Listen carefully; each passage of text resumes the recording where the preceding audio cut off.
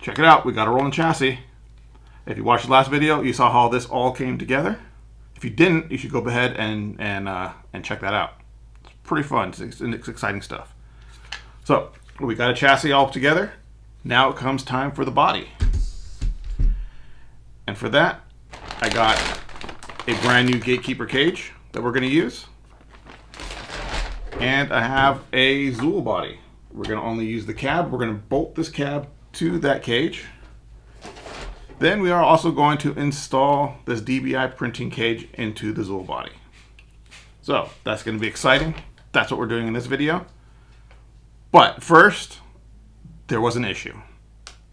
Luckily, I was able to solve that problem and that issue. And I'll tell you all about it. So it's all coming up next in this video. So stay tuned.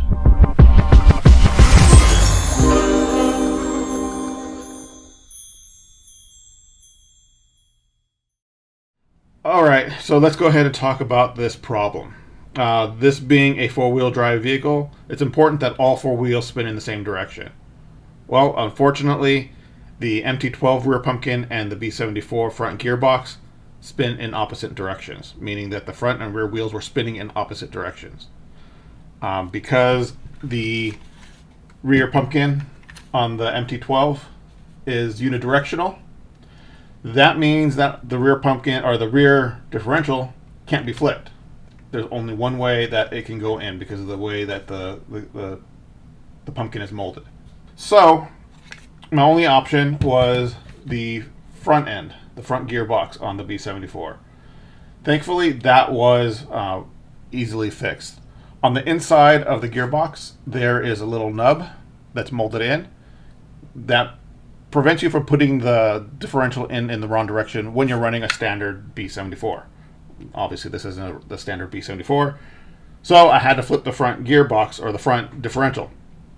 So I took a Dremel, cut off the little nub, did a little bit of grinding, and I was able to flip and put the differential in the other direction. So now all four wheels spin in the same direction. That was good. Problem solved. So with that out of the way, let's go ahead and dive into this build and get this body and cage mounted. Okay, so I have my gatekeeper cage here. I am going to go ahead and open up this bag, take out the parts that I know I'm going to use, put the rest aside, and then I'm going to take those parts, go out to the garage, cut them up, and cut off the parts that I know I'm not going to use. Then I'll come back in here, assemble the cage, and figure out how I'm going to mount the Zuul cab to that cage. So let's go ahead and start cutting.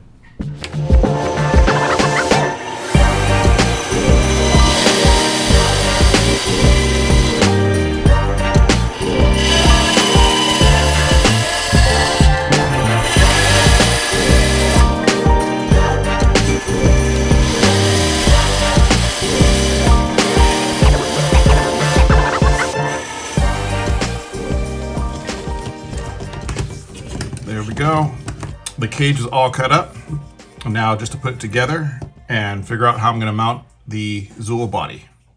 All right, so to cut out the Zuul body, what I'm going to do is I'm going to trim it right along here. Bring this straight down here. Bring it up to about there. Then I'll cut straight across this way. I'm just leaving this extra here just in case. Then I will cut straight across this back. I'm going to leave a rear deck here because this will fill in on the cage and just make it look cleaner. And then back down to the other side. And down.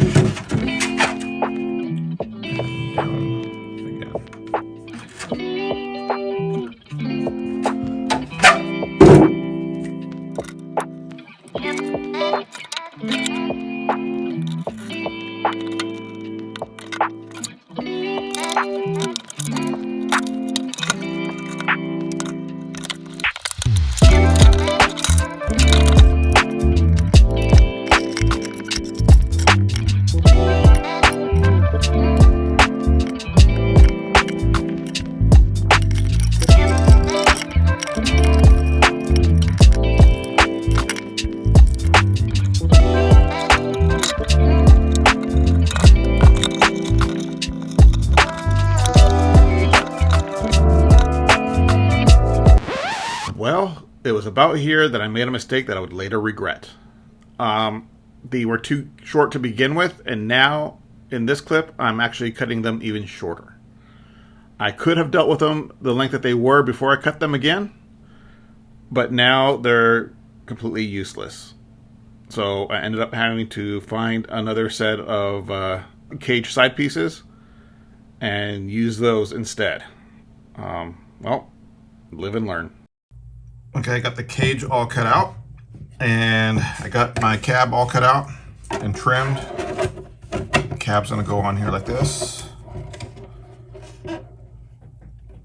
I still gotta do a little bit of trimming on the cage. Clean up here. I'm gonna trim down here in the bottom section.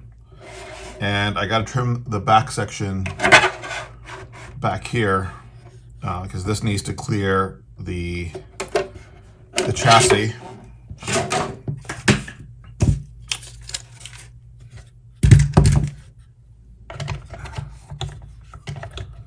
As you can see, it's not allowing the back of the part of the chassis here. These Whoopa Capra rails go pretty high, so it's not clearing up here. So I got to trim this off here to get that to sit down where it's supposed to. And I'm going to swap out the fuel cell back here because I'm going to use the fuel cell that came with the cage instead of this one. So I'll replace this with a different brace. And it's getting closer. So let's continue to fit that body and get it to sit down on the chassis, and then we can get the cage and the cab bolted together and cleaned up, and we'll be good to go. There we go. So here I am making the holes to mount the side of the cab to the gatekeeper cage. Take note of the length of those bars on the cage behind the cab. The ones that ended up cutting too short. As you can see, they're much longer. The cab needed to be pushed forward a little bit. But that's how projects go sometimes. Sometimes mistakes happen. Nothing goes as planned, but you learn to adapt. So that's what we're doing here, and on with the build.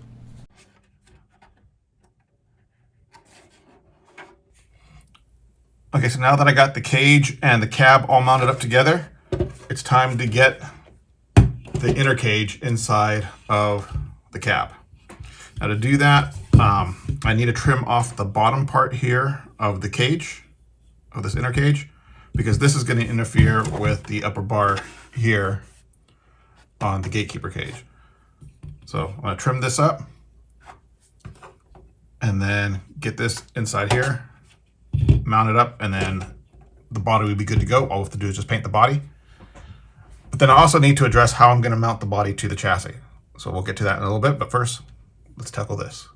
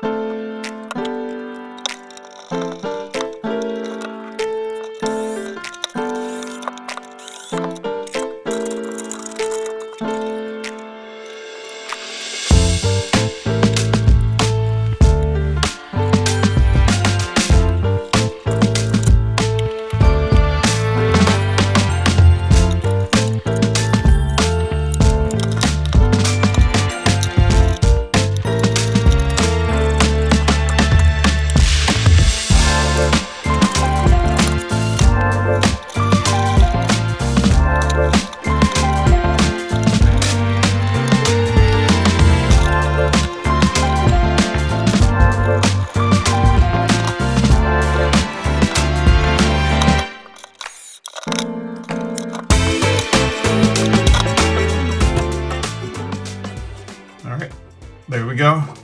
Cage is installed. It's coming together. Now we can mount this body to the chassis. Okay, so I'm sitting here trying to figure out how I'm going to mount this body. And I think I have a solution. I have a plan. What I'm going to use is the front nose piece from the gatekeeper, that whole hinge piece. I'm going to use that here in the back. I'm going to cut all this up here on the top off, and I'll secure it to the the fuel cell here with a couple of screws. And then I installed here a front bumper receiver that fits also in for the hinge, the gatekeeper hinge, so that we'll be able to put that in here. I moved the chassis brace that was here down here to the back. This is going to also work for the spare tire mount. I'll have to drill a couple of holes here on the side of the chassis just to help secure that in place. Not a problem. And I'm going to use this T6 front axle in titanium because why not? That's what I have. Drill a hole right there in the middle of that chassis brace and secure that axle there, and then that'll be a spot where I can mount my spare tire. So that'll take care of the rear. The front end, I am using these DR10 front body posts and the spacer. So I'll be able to cut that nub off, put that spacer down here on the end, and then mount that through the front of the chassis, and then adjust the height of my body posts so that way I can set that up to the proper height for the front. So that's the plan. That's what I'm going to do. Let's get to work.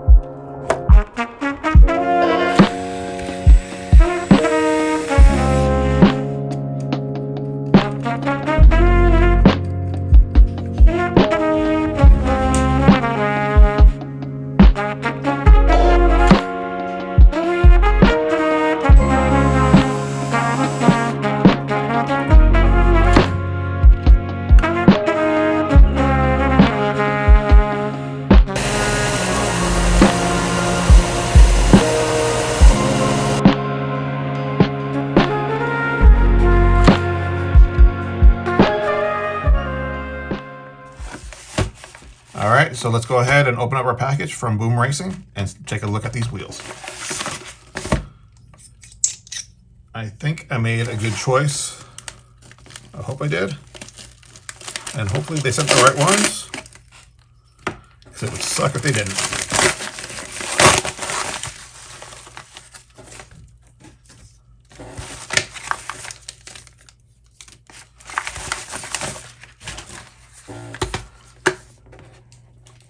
There you go. Check out those beauties. Some chrome wheels. Take one out of the box.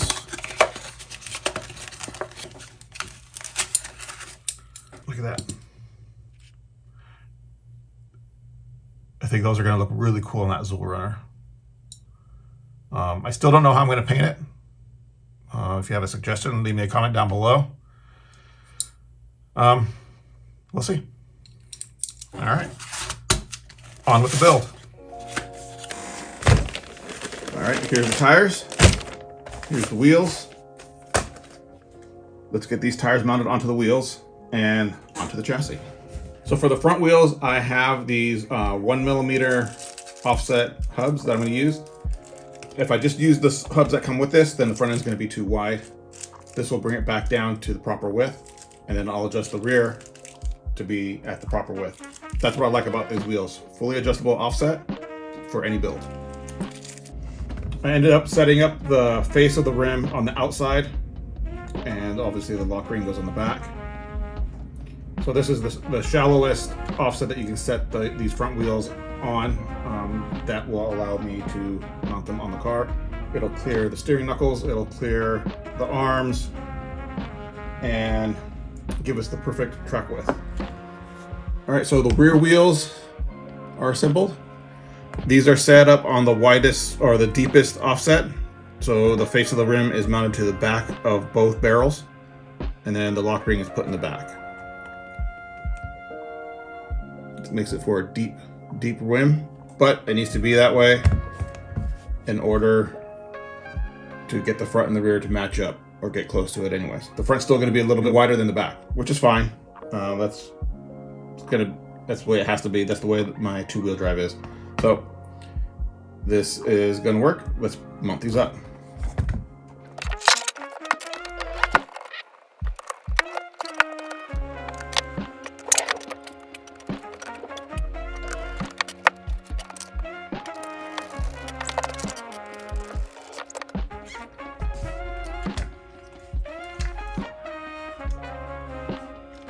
Alright, wheels are on. I ended up having to put a stiffer spring on the front. The front was just way too soft. It had the stock Enduro springs that come with the shock. Way too soft. I ended up switching over to the black springs, which come with the IFS. Those are a little bit too stiff, but they're okay. So we'll see how it runs with these, and then we'll change springs from there. Alright, there we go. Body's all mounted up. Cage is all done. Body's all done. There is this little bit of a gap here on the side of the cage, but I do have some gatekeeper panels that I can mount here. They're brand new, they're clear, so I'll be able to match those to match the paint, depending on whatever I plan on doing here. I also have these Ecto side plates. I'm going to take these and I am going to mount them right up here to cover up that gap. And then we also have a few other things to do. Spare tire, front bumper, electronics, a little bit of things before we actually get to paint the body. But those will all be coming up in the next video or so. So let's go ahead and continue with this project. Getting one step closer. Okay, we're almost done. Getting so close. This was a super fun episode. Next one I think is going to be even better. We're going to start getting into probably some of the paint and whatever we're going to do with this body. I have no clue yet. I have an idea, but nothing set in stone. Let me know what you would do. Would you do something retro? Would you do something custom? Or something a little bit more scale? Leave me a note down in the comments below. Let me know what would you do. So yeah, that's going to do it for this episode. Make sure you like this video, subscribe, and turn that notification bell on. And in the meantime, I'm going to think about what I'm going to do with this body, how we're going to paint it, and you'll see that coming up in the next episode. So stay tuned. See you next time.